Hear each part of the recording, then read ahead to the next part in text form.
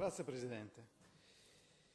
In favore dell'apertura di un asilo nido aziendale, nel 2008 la FIALS raccolse oltre 600 firme. Nel 2011 la Regione finanziò i lavori con uno stanziamento di ben 600.000 euro.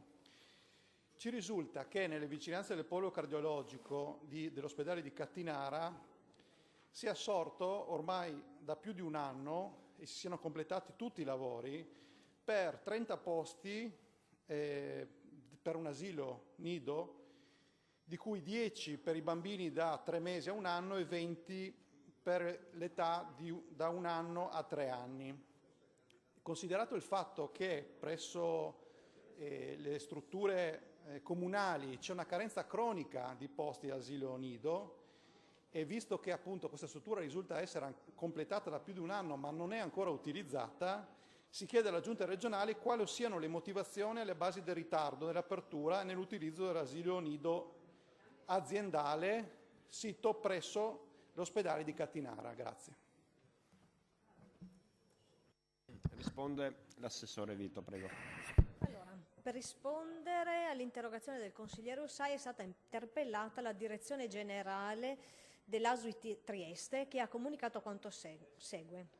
L'Egas, per competenza, ha dapprima svolto una procedura di evidenza pubblica per l'affidamento a soggetto esterno della completa gestione dell'asilo nido aziendale. La procedura di gara, per quanto attiene il lotto di Trieste, è andata deserta. In particolare la declaratoria di gara deserta è intervenuta a giugno 2016. Conseguentemente l'Egas ha avviato una procedura negoziata che è attualmente in fase di svolgimento. A seguito dell'aggiudicazione definitiva, il gestore che sarà stato individuato potrà avviare la gestione dell'asilo nido aziendale.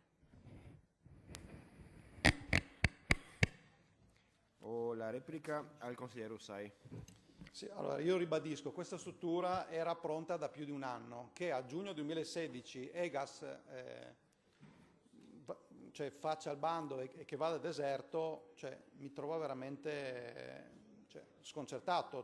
Riteniamo inaccettabile che, calcolando che più di 1000 sono le domande che vengono fatte ogni anno, 511 sono i posti presso gli asili comunali, solo parzialmente, quindi il 50% resta fuori e di questo c'è un 50%, solo una parte trova risposta presso le strutture private. Noi abbiamo 30 posti lì fermi da più di un anno, trovo appunto inaccettabile che questa situazione possa continuare e chiedo che il prima possibile, mi sarebbe piaciuto anche avere una data entro cui l'amministrazione o il direttore generale aveva preventivato anche l'apertura di questo asilo. Spero che questa situazione si sblocchi quanto prima.